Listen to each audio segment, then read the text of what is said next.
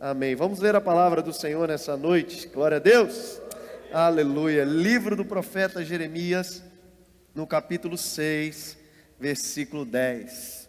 Irmãos, estamos no capítulo 6, eu já entendi por que Jeremias era o profeta chorão, porque só chorando mesmo que Israel, meu Deus. Livro do profeta Jeremias, capítulo 6, a partir do verso de número 10.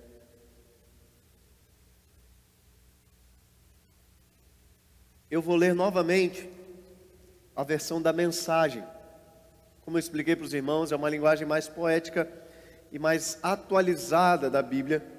E eu achei muito interessante, a forma como a Mensagem trouxe esse texto. Diz assim: eu preciso dizer uma coisa. Alguém está me ouvindo? Preciso fazer uma advertência. Alguém vai tomar nota? A Mirela, que é diretora de escola, entende muito isso, né? Vou fazer uma advertência. Cadê os alunos anotando? Ninguém anota. É um caso perdido. Seus ouvidos estão entupidos de cera. É um caso perdido. Eles ignoram o eterno. Não querem saber de mim. Mas eu estou explodindo de ira. Não vou poder segurá-la por muito tempo. Então ela será derramada sobre as crianças na rua, sobre os grupinhos de jovens, pois ninguém está isento. Marido e mulher serão levados, também os velhos e os que estão para morrer.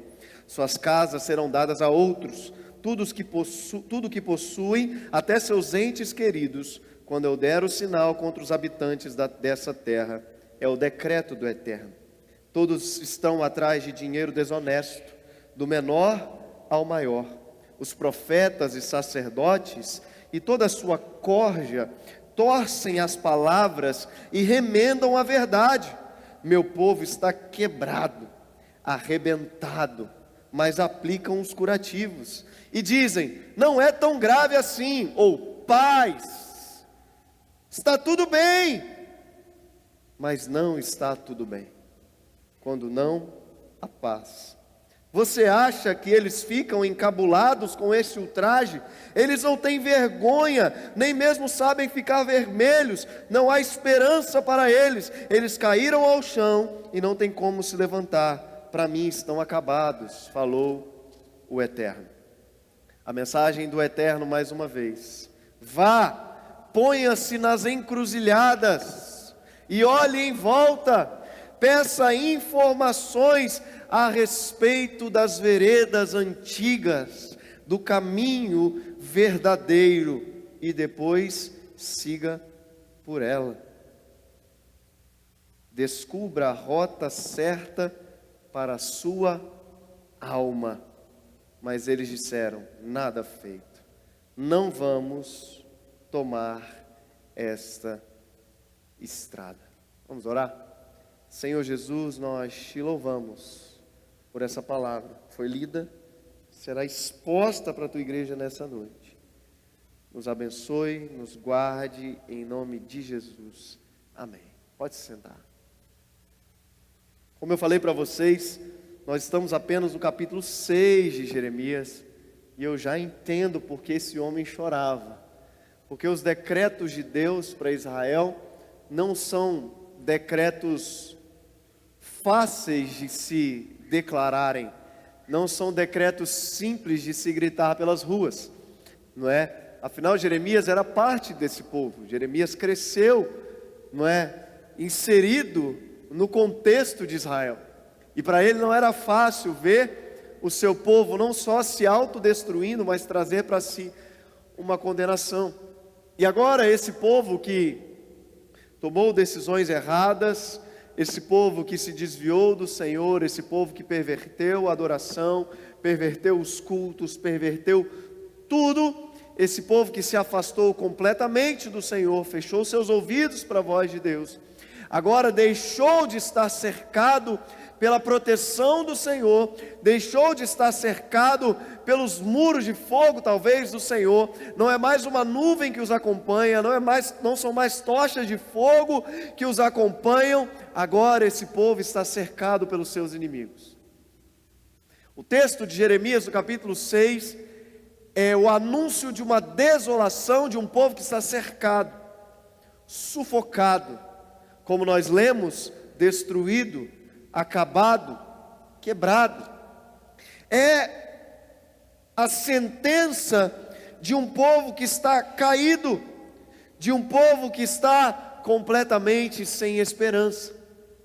Jeremias, no capítulo 6, é a sentença de um povo completamente cercado. E talvez você chegou aqui hoje sentindo-se de alguma forma cercado. Para onde Israel olhava, eles viam desolação. Para onde Israel olhava, eles viam inimigos. Para onde Israel olhava, eles viam destruição. Não havia um local para onde Israel olhasse que não houvesse inimigos à espreita, anúncio de destruição e problemas. E muitas vezes nós entramos em estações da nossa vida que nós nos sentimos cercados por uma destruição iminente. Parece que para onde nós olhamos, seja a nossa vida profissional, seja a nossa vida emocional, seja a nossa vida espiritual, tudo que nós vemos é desolação, tudo que vemos é dificuldade. A verdade é que nós muitas vezes perdemos a nossa conexão com a provisão do Senhor, perdemos a nossa conexão com a proteção do Senhor, perdemos a nossa conexão com o favor de Deus. Mas não é que Deus se afastou de nós. Quando Adão peca no jardim, não é Deus que deixa de assumir o seu compromisso. Quando Adão peca no jardim, Deus aparece novamente, como aparecia todos os dias, na viração do dia, para falar com Adão. Então não é Deus que se esconde de Adão, é Adão que se esconde de Deus. Quando Deus vai cumprir o seu compromisso, na viração do dia, de encontrar-se com Adão, ele fala: Adão, cadê você? Porque não foi Deus que se escondeu de Adão, foi Adão que se escondeu de Deus. O livro de Isaías diz que as nossas iniquidades fazem separação entre nós e o nosso Deus, não entre o nosso Deus e nós. Então muitas vezes nós sentimos Deus distante, nós o vemos distante, nós vemos que na verdade agora Satanás nem está mais ao nosso derredor, já está ao nosso redor, os inimigos nos cercaram, a assolação nos cercou, o mal nos cercou, mas não foi Deus que se afastou de nós, fomos nós que nos afastamos de Deus, fomos nós que através das nossas decisões nos afastamos do Senhor. E ao invés de encontrarmos, como já foi pregado na primeira série, um caminho de volta, que é o caminho do perdão, nós mergulhamos mais nas nossas assolações. Quem está acompanhando a leitura diária viu que hoje a devocional foi a respeito de Davi. Se eu não me engano, no Salmo 29 ou no Salmo 30, ele diz: enquanto não confessei o meu pecado, os meus ossos se corroíam dentro de mim, eu perdi as minhas forças, eu estava acabado. O que são isso? São decisões de pessoas que se afastam da misericórdia para se afundar ainda mais nos seus pecados. Então esse povo, ele foi cercado pelos inimigos, não porque Deus se afastou deles, mas porque eles se afastaram de Deus. Foram eles que entraram no templo e perverteram a adoração. Foram eles que se misturaram e se aliançaram com povos que não eram para eles fazerem aliança. Foi uma decisão deles, e muitas vezes nós olhamos para os céus e culpamos a Deus por decisões que foram nossas, por locais que fomos nós que nos colocamos, por situações que foram decisões que não foram nem consultadas com o Senhor. E nós falamos: Deus, que provação é essa? Deus, que dificuldade é essa? E Deus está dizendo: você simplesmente se afastou de mim. É um princípio muito simples. Se você se atentar à minha voz e obedecer, então bendito serás na cidade, bendito serás no campo, bendito serás. tudo que você fizer. Agora, se você não se atentar às palavras e não obedecer, se você se afasta dele, então maldito serás na cidade, maldito serás no campo. É uma equação muito simples. Só que o problema é que quando nós estamos cercados pelos inimigos, ao invés de nós questionarmos as nossas decisões, nós questionamos a Deus. Ao invés de nós questionarmos o que foi que me trouxe até aqui, quais foram as atitudes que eu tomei que me trouxeram até aqui, nós consultamos ao Senhor. E o pior, nós nos vendemos a qualquer palavra que traga algum tipo de paz para os nossos corações. E é exatamente contra esses profetas que Deus dá o seu decreto. Você ouviu que 2026 seria o melhor ano da sua vida e você não está vivendo o melhor ano da sua vida, não. Você ouviu que 2026 todas as portas se abririam e até hoje você bateu a cara numas portas fechadas. Você ouviu que 2026 o sorriso voltaria para o seu rosto e tudo que você faz em 2026 é chorar e se lamentar. Porque muitas vezes se levantam profetas genéricos para liberar palavras genéricas, não como uma ordem de Deus, mas como uma leitura de um contexto. Muitas palavras às vezes não são liberadas através de uma inspiração de Deus, mas através da leitura de um contexto. Quer ver como é fácil eu revelar a vida de alguém? Quem aqui tem problema na família? Levanta a mão. Levanta, você está com problema na família. Pronto. Entendeu? Sempre vai ter um, gente. Todo mundo tem problema com família. Deus me fala que você está com problema na sua casa. Não é talvez uma palavra liberada do céu. É às vezes uma leitura de contexto. E era isso que esses homens estavam fazendo. Eles liam o contexto e falavam: desolação, assolação, problemas, dificuldades, destruição. Espera aí, paz. Vamos profetizar paz, para ver se a gente dá um alívio para Israel, para ver se Israel ri para a gente, para ver se Israel nos aplaude, para ver se Israel nos aprova, para ver se somos abraçados por essa nação. Mas Deus é bem claro, eles dizem paz quando não há paz. Aí chega a época da política, todo candidato que visita a igreja vai ganhar. É incrível. Todo candidato que visita a igreja, você vai ser eleito. O candidato à presidência visita uma igreja, Deus vai te eleger. Aí o bendito não ganha. Paz quando não há paz. E se Deus quiser levantar um governo corrupto para levantar uma igreja em santidade? E se Deus quiser usar o contexto de um país corrupto para fazer a igreja ser ainda mais relevante na justiça social? E se Deus quiser eleger o candidato que não é o seu? Paz quando não há paz. Então, muitas vezes nós buscamos nos iludir por essas palavras genéricas e acabamos nos frustrando por causa de expectativas que não foi Deus que criou no nosso coração, fomos nós mesmos que criamos.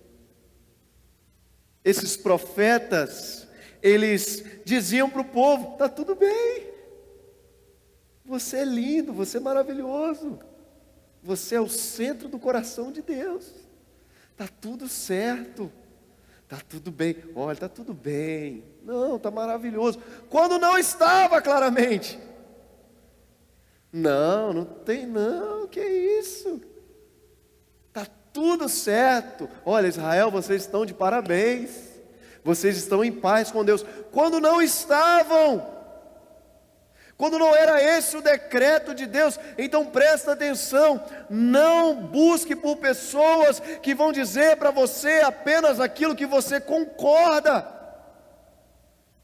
Não busque por pessoas que vão apenas aplaudir os seus erros e as suas escolhas erradas, para dizer parabéns. Paz quando não há paz. Está tudo bem quando não está. Ah, mas é só não está. Busque por pessoas que sejam conselheiros de Deus na sua vida. Busque por pessoas que sejam profetas de Deus na sua história, que não vão dar uma palavra para te confortar falsamente, mas vão dizer aquilo que o Senhor está dizendo. Esse povo perdeu a sua conexão, e é irônico isso, porque os profetas e os sacerdotes deveriam ser a conexão entre Deus e o povo. O sacerdote, aquele que fazia sacrifícios, o profeta, aquele que falava em nome de Deus, deveriam ser a conexão entre Deus e o povo, mas justamente eram esses homens que estavam afastando ainda mais o povo do Senhor, porque não falavam as palavras de Deus, buscavam fazer uma leitura e falar as suas próprias palavras. Então, quando eu digo que há paz quando não há paz, eu não estou sendo um profeta. Muitas vezes eu estou sendo até irresponsável com a palavra liberada. O povo se desconectou de Deus justamente porque se apegou demais aos profetas e aos sacerdotes. E eles estavam corrompidos. Eles idolatravam líderes corrompidos. Eles abraçavam líderes que já haviam se corrompido. Você quer saber o que é idolatria, meu irmão? Quando você não consegue ver o que há de errado na pessoa, já virou idolatria. Não, pastor fulano não faria isso. Deixa eu te contar um negócio, faria. Até o pastor Marcos faria. Porque eu sou homem. Eu sou ser humano, eu sou de carne e osso.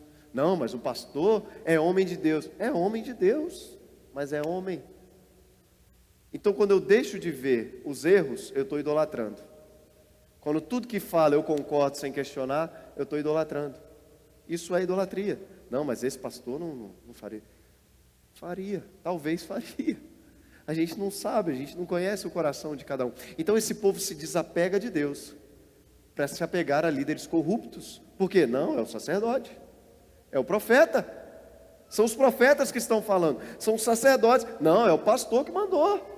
O pastor falou isso, não, o sacerdote falou, não, o profeta falou. Aí Deus está dizendo, eles não têm vergonha de enganar, de roubar, de falar por si mesmo. Eles caíram ao chão e não tem como se levantar. Só que aí Deus, Ele dá um caminho para esse povo sair da destruição. Deus dá um caminho para esse povo ser liberto da assolação e sair do cerco dos inimigos. E a resposta de Deus para um povo que está afastado é: encontrem o caminho. Deus fala: saiam pelas veredas, saiam pelas ruas, saiam pelos lugares e perguntem: cadê esse caminho? Onde está o caminho? E essa pergunta ecoa pelas ruas, essa pergunta ecoa pelas cidades, essa pergunta ecoa, o povo sai e fala: já que os sacerdotes estão corrompidos, os profetas não falam mais em nome de Deus, qual vai ser a minha referência? E Deus está dizendo: procure o caminho, saiam pelas ruas, saiam pelas veredas. E o povo saiu, cadê o caminho? Onde está o caminho? Onde está o caminho? E essa pergunta ecoa, pastor Vitão, essa pergunta vai ecoando, até que um homem chamado Jesus Cristo, ele responde essa pergunta dizendo: eu sou o caminho.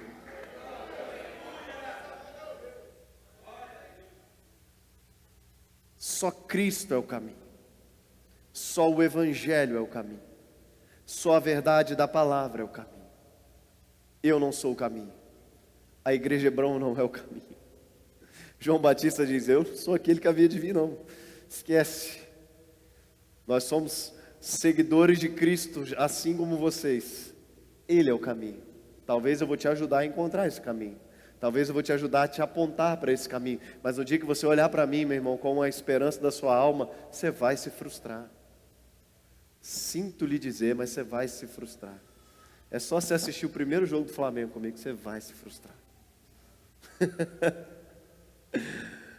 É só você ver que o juiz não marcou um pênalti claro para o Flamengo, você vai se frustrar. Porque eu não sou o caminho, Ele é o caminho. Eu vou te ajudar, eu vou falar dele, eu vou te apontar o caminho, eu vou te instruir, eu estou aqui para te ensinar, eu estou aqui para te aconselhar, eu estou aqui para te ajudar, mas eu estou aqui para fazer o seguinte, ó, Ele é o caminho. Eu não sou o caminho. Ele é o caminho. Paulo diz, sejam meus seguidores, mas ele não para aí. Como eu sou de Cristo. Sejam meus imitadores, como eu sou de Cristo. Então, se o governo está corrompido, se os sacerdotes se corromperam, se os profetas não falam em nome de Deus, pastor, qual é a resposta? Jesus é a resposta. E só aqueles que falam de Jesus, pregam Jesus, esses merecem que os nossos ouvidos estejam abertos para ouvi-los. O Senhor diz, vai, procura, cadê o caminho? Onde está o caminho? E todas as vezes que você parar para ouvir uma palavra, todas as vezes que você parar para ouvir uma canção, todas as vezes que você parar para ouvir um podcast, todas as vezes que você parar para ouvir alguém, frequentar uma igreja, a sua primeira pergunta deve ser, onde está Jesus aqui? Cadê Jesus nas canções? Cadê Jesus na celebração do culto? Onde está Jesus na pregação do pastor? O pastor me apontou para Cristo ou me apontou só para si mesmo? O pastor revelou a palavra ou só revelou o CPF das pessoas? Aonde está o caminho? Porque muitas vezes, até pela via dos sacerdotes e dos profetas, nós podemos nos perder e os inimigos nos cercarem. Mas, meu irmão, se você encontrar o caminho, se você encontrar o caminho, Deus diz para esse povo, siga por ele. Siga por ele. E ele diz, e você vai encontrar descanso para sua alma. É a rota certa da sua alma. Ah, como a gente se perde nos caminhos da vida. Muitas vezes por orgulho, muitas vezes por responder aos nossos próprios desejos. Me lembro uma vez que eu estava viajando, fui pregar no interior de Brejetuba. Brejetuba já é interior, você imagina o interior de Brejetuba. Só tinha um poste e a igreja, só. O resto era tudo mato. Acho que o povo foi brotando no meio do mato assim para chegar para o culto, não é possível. E aí na volta, nós chegamos na cidade de Brejetuba. Olhei para o amigo que eu tinha levado comigo e falei com ele assim, pode desligar o GPS que aqui o pai sabe. Fomos seguindo a estrada, pegamos a BR, e eu estou dirigindo. Aí eu estou olhando, pastor Alexandre, estou vendo que Belo Horizonte está ficando mais perto. Eu falei assim, rapaz, eu acho que tem um negócio errado. Um caminho eu também, estou em Belo Horizonte, era 300 quilômetros lá atrás, já está 250 aqui. Não está certo não. Quantas vezes a gente erra no caminho por causa do nosso orgulho? Quantas vezes a gente erra no nosso caminho porque a gente tem vergonha de clamar e falar, eu estou perdido. Ei, eu estou perdido, eu não sei o caminho. Quantas vezes nós nos afastamos de Deus porque nos falta ir pelas ruas e falar, você pode me ajudar a encontrar o caminho? Eu busquei um caminho para minha alma, que a bebida não preencheu, que os vícios não preencheram, que o dinheiro não preencheu, que os relacionamentos não preencheram. Você pode me apontar um caminho, porque eu estou vendo que a assolação está chegando mais perto, que a destruição, nada contra Belo Horizonte, tá, gente? É só uma ilustração, que a destruição está chegando mais perto, que os problemas estão chegando mais perto, então esse não pode ser o caminho. Nos falta a humildade de buscar alguém e falar, me ajuda a encontrar o caminho. Esse caminho que vai trazer descanso para a minha alma. Esse caminho que vai trazer uma certeza de que eu estou sendo guardado em cada passo. Israel não tomou esse caminho, irmão. Israel falou assim, por essa estrada eu não ando. E Deus falou, eu até coloquei vigia, coloquei profetas, atalaias para falar, coloquei gente para alertar. E quantas vezes as pessoas nos avisaram, pessoas disseram para nós, não entra nessa, não vai por esse caminho. Quantas vezes nossos pais falaram, gente, palavra de mãe é um negócio, tem 1 ano que não chove, Você fala, mãe, eu vou sair de casa. Ela fala, filho, vai não, vai chover. Isso aqui, ó, ela mexendo no tempo, ó. Leva o guarda-chuva que vai chover. Seus pais te avisaram. Alguns amigos te avisaram. E você falou assim, essa estrada eu não quero não. Muito difícil. Meu irmão, tudo nessa vida é difícil. Você cuidar da sua saúde, fazer uma dieta regrada, abrir mão daquela coquinha zero, que eu estou tentando, irmão, desde o início do ano. Abrir mão. Eu falava assim, dá um tapa na minha cara, mas não tira minha coca zero. Mas esse ano eu estou firme. Abrir mão do açúcar, doce. É difícil? É. Mas tratar uma doença é difícil também. É difícil viver para Deus nesse tempo? É, você renuncia a muita coisa. Mas ir para o inferno é mais difícil. Na verdade é mais fácil, só que lá é difícil. Lá que vai ser difícil, né? Aqui é fácil, lá que vai ser difícil. Irmãos, que a gente possa encontrar o caminho que vai trazer descanso para a nossa alma. Não só encontrar, mas seguir esse caminho. Caminhar por esse caminho. E se Jeremias não tinha resposta, porque a revelação dele ainda não era plena, porque o Cristo ainda não tinha chegado, eu quero dizer, não que eu sou melhor que Jeremias, quem dera, Deus faça de mim um profeta como foi Jeremias. Mas eu tenho uma revelação maior do que a dele, porque o Cristo já veio. Ele tinha sombra, nós temos a realidade. E eu quero te dizer, Jesus é o caminho. Jesus é o caminho da sua alma. Eu não preciso nem ser profeta para falar isso, só preciso ler Bíblia. Jesus é o caminho do descanso da sua alma. Jesus é o caminho da mudança da sua vida. Para de se perder nos caminhos. Eu sei que os convites são atrativos. Eu sei que as oportunidades são maravilhosas. Eu sei que parece que vai te trazer alívio, mas não vai. Só vai trazer a desolação para mais perto, e mais perto, e mais perto. E deixa eu te falar, meu irmão, Deus tem misericórdia, mas Satanás, quando vem para te destruir, ele não está nem aí para você. Deus é misericordioso. Ele fala com Israel, Israel, volta, Israel, eu não vou destruir por completo, eu vou deixar uma raiz. Mas quando é o diabo, meu irmão, que vem para nos destruir, ele não vem com misericórdia não. É para nos destruir por completo. Por isso eu te digo, tenha humildade. Abre mão do seu orgulho, dos seus desejos, da sua vontade, para dizer, eu não sei o caminho. Eu ainda não encontrei o caminho de verdade. Pastor, eu sei que Jesus é o caminho, mas eu ainda não tive um encontro real com Ele. Meu irmão, deixa eu te falar, tem pessoas que talvez estão há 20, 30 anos na igreja, que nunca tiveram um encontro real com Jesus. Com Jesus. Tudo que vivem é uma religiosidade vazia, sustentada, sabe-se lá pelo quê. Eu estou falando de um encontro genuíno com Jesus. Como assim, pastor? Paulo, hebreu de hebreus, quanto à lei fariseu, melhor casta religiosa, circuncidado ao 8º dia, quanto ao zelo da lei, era perfeito, zeloso pela religião, perseguia aqueles que iam contra aquilo que ele acreditava, homem de grande zelo que acreditava estar seguindo ao Senhor. Bastou um encontro com Jesus.